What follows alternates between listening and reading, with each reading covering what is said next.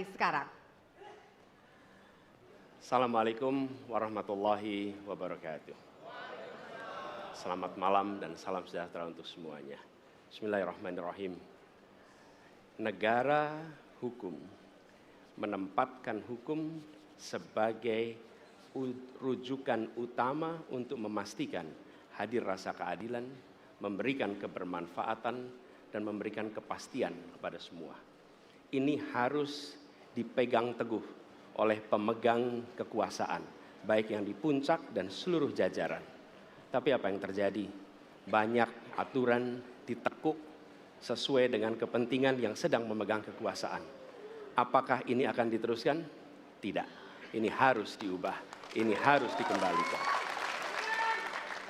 Kemudian kita menyaksikan betapa pada hari-hari ini tatanan ketika kita menyelenggarakan pemerintahan sering tidak sesuai dengan prinsip-prinsip hukum yang kita pegang. Karena itulah kami melihat perubahan ini harus kita kembalikan. Negara ini adalah negara hukum, bukan negara kekuasaan. Dalam negara hukum, kekuasaan diatur oleh hukum. Dalam negara kekuasaan, hukum diatur oleh penguasa. Dan kita tidak menginginkan itu terjadi. Pada saat ini, kalau kita lihat hukum itu harusnya tegak begini. Inilah hukum. Dalam kenyataannya, dia bengkok. Dia tajam ke bawah, dia tumpul ke atas. Dan kondisi ini tidak boleh didiamkan, tidak boleh dibiarkan, dan harus berubah. Karena itu kita mendorong perubahan. Mengembalikan hukum menjadi tegak kepada semuanya. Dan bila kita saksikan hari ini, ada satu orang milenial bisa menjadi calon wakil presiden. Tetapi ada ribuan milenial, generasi Z, yang peduli pada anak-anak bangsa, yang peduli pada mereka yang termarginalkan. Ketika mereka mengungkapkan pendapat, ketika mereka mengkritik pemerintah, justru mereka sering dihadapi dengan kekerasan, dihadapi dengan benturan, dan bahkan gas air mata. Apakah kondisi ini akan dibiarkan? Tidak, kita harus lakukan perubahan.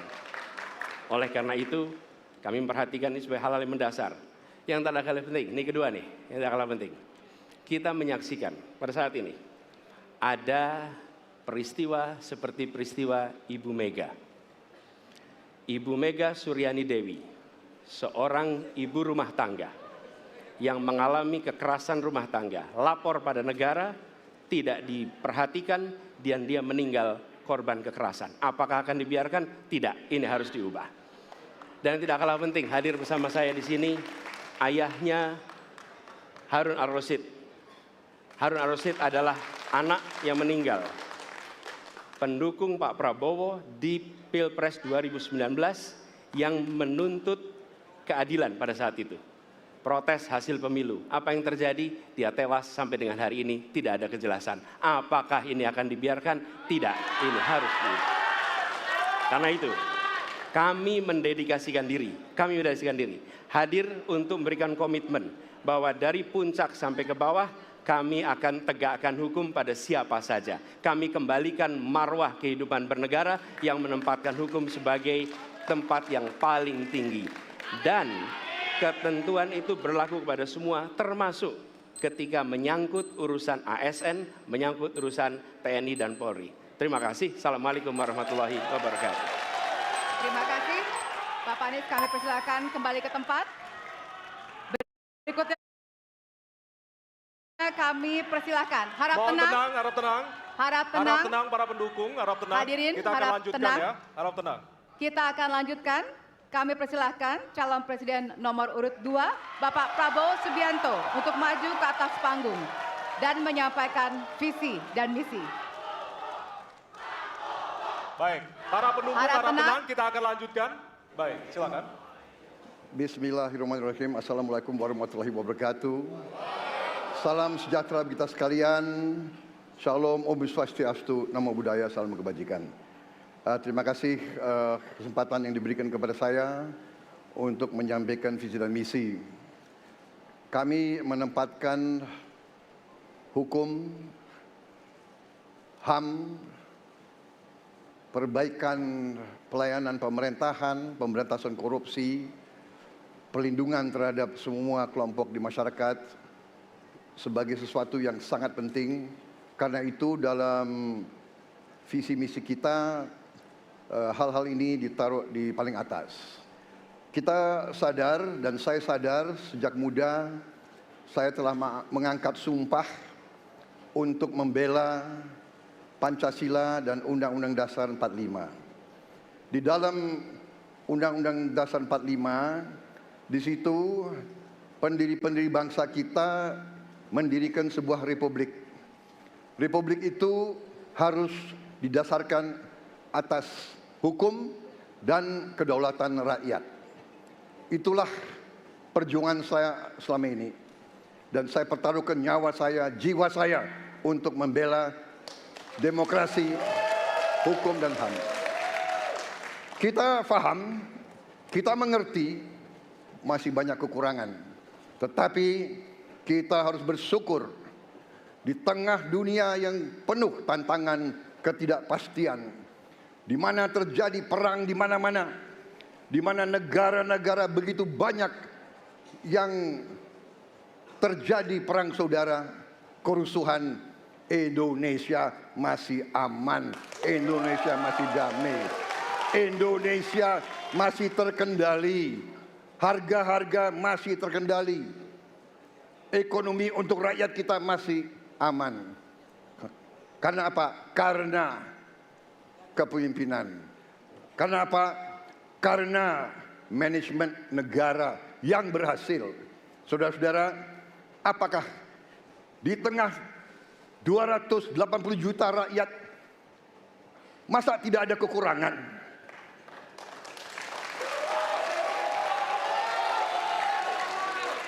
Tetapi kita harus arif, kita harus dewasa, dan kita tidak boleh munafik.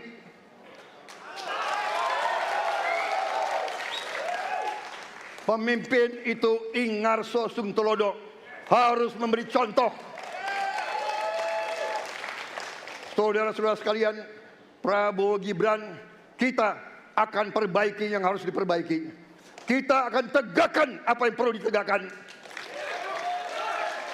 Dan kita bertekad memberantas korupsi sampai ke akar-akarnya. Memberantas korupsi sampai ke akar-akarnya. Saudara-saudara sekalian, saya kira demikian yang ingin saya sampaikan. Program kita baik, tujuan kita baik, keinginan kita baik. Mari kita berbuat kebaikan demi rakyat kita. Kita butuh persatuan dan kesatuan. Kita tidak perlu saling menghasut, saling mencela, saling menghina.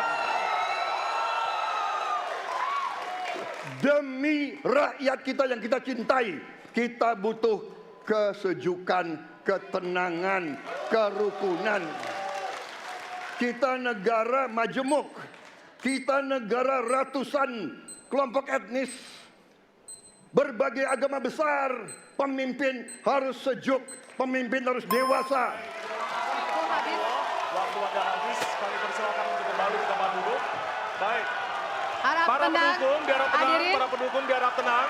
Para Hadirin, pendukung harap tenang. harap tenang. Nanti Harap ada tenang. waktunya untuk memberikan apresiasi dan juga teriakan serta tepuk tangan. Kita Ya. akan lanjutkan untuk pasangan berikutnya yang di penyampaian visi misi oleh calon Presiden nomor urut 3 kepada Bapak Prabowo, kepada Bapak Ganjar Pranowo. Kami persilakan untuk ke panggung. Harap tenang. Hadirin harap tenang. Bapak Ganjar, waktunya 4 menit dimulai dari sekarang. Assalamualaikum warahmatullahi wabarakatuh. Selamat malam, salam sejahtera untuk kita semua. Om Swastiastu, Namo Buddhaya, Rahayu. Bapak Ibu yang sangat saya hormati, para hadirin pemirsa debat malam ini yang sangat saya muliakan. Saya dan Pak Mahfud mulai perjalanan pada saat pembukaan kampanye dari ujung timur Indonesia dan barat. Dari Sabang sampai Merauke. Hanya ingin mendengarkan dan ingin melihat secara langsung apa yang disampaikan oleh rakyat. Apa yang dirasakan oleh rakyat sehingga ketika kontestasi 5 tahunan ini berlangsung, harapan itu ada, dan masuk dalam pikiran seorang pemimpin, satunya pikiran, perkataan, dan perbuatan. Ini sesuatu yang sungguh penting. Di Merauke kami menemukan pendeta, namanya Pak Leo. Dia harus menolong seorang ibu ingin melahirkan, karena tidak adanya fasilitas kesehatan. Dan dia belajar dari YouTube. Sesuatu hak kesehatan yang tidak bisa didapat. Maka kita sampaikan kepada Pendeta Leo, kami akan bangunkan itu, dan kami akan kerahkan seluruh Indonesia, bahwa satu desa, satu puskesmas atau pustu, dengan satu nakes yang ada. Pak Mahfud juga menyampaikan kepada para guru yang ada di Aceh, di Sabang sana. Ada juga guru agama di sana. Kita ingin membangun Indonesia yang hebat dengan SDM yang unggul. Tapi apakah kita sudah memperhatikan mereka? Tentu kemajuan yang selama ini ada, mesti kita lakukan jauh lebih cepat. Lebih satset. Dan perhatian itu mesti diberikan. Dan itulah di sana kita memperhatikan nasib para guru, termasuk guru agama. Insentif kepada mereka kita berikan, agar mereka bisa mengajarkan budi pekerti yang luhur dengan moderasi agama yang ada. Bapak Ibu, cerita ini belum cukup. Saya berjalan ke NTT. Kami ketemu dengan masyarakat yang ada di sana. Pak Ganjar, kenapa kami anak muda tidak mudah mendapatkan akses pekerjaan? Padahal itu hak kami. Kenapa kemudian kami mendapatkan kesulitan untuk akses internet padahal kami butuh belajar? Tidak sama dengan yang di Jawa. Catatan inilah yang mendorong pikiran kami, internet gratis untuk para siswa yang sedang bersekolah. Agar mereka punya kesamaan dengan kita semua yang ada di Jawa ini. Kami bergeser lagi, kemudian ketemu kawan-kawan penyandang disabilitas di NTB. Betapa bahagianya saya karena ketemu dengan orang yang berjuang dengan keras agar dia bisa setara, dan pemerintah mesti perhatikan mereka untuk memberikan kesetaraan pada mereka itu. Tapi Bapak Ibu, saya mendengar ketika demokratisasi mesti berjalan dan demokrasi mesti kita jaga bersama, ada Ibu Sinta yang ketika menyampaikan pendapat harus berurusan dengan aparat keamanan. Ada Melki, ketua BEM, yang kemudian ibunya harus diperiksa. Maka yang seperti ini harus usai. Dan mereka bisa mendapatkan kebaikan-kebaikan kalau governance terjadi. Maka yang ada di Kalimantan kami temukan. Masyarakat Dayak, mereka suku-suku yang ada, libatkan dong kami agar kami bisa mendapatkan akses yang sama. Semua ini bisa berjalan kalau kemudian pemerintahnya bersih. Pemerintahannya bisa akomodatif. Dan kita sikat korupsi itu tidak dengan kata-kata, dengan keseriusan. Pak Mahfud adalah mitra saya yang selama ini sebagai Menko mengeksekusi itu dengan baik. Kita akan lakukan itu, kami mohon dukungan rakyat, perintahkan kami untuk mengerjakan itu. Terima kasih. Wassalamualaikum warahmatullahi wabarakatuh. Kami persilakan kembali ke tempat. Hadirin, hadirin harap tenang. Hadirin, baik. Hadirin harap tenang, kita akan lanjutkan acara. Baik. Kini saatnya baru kita akan sama-sama memberikan apresiasi tepuk tangan kepada seluruh calon presiden yang sudah menyampaikan visi misinya. Ya, usai jeda, kami akan memperdalam visi misi dari setiap calon presiden yang telah disampaikan tadi. Untuk itu tetaplah bersama kami di debat pertama Calon Presiden 2024.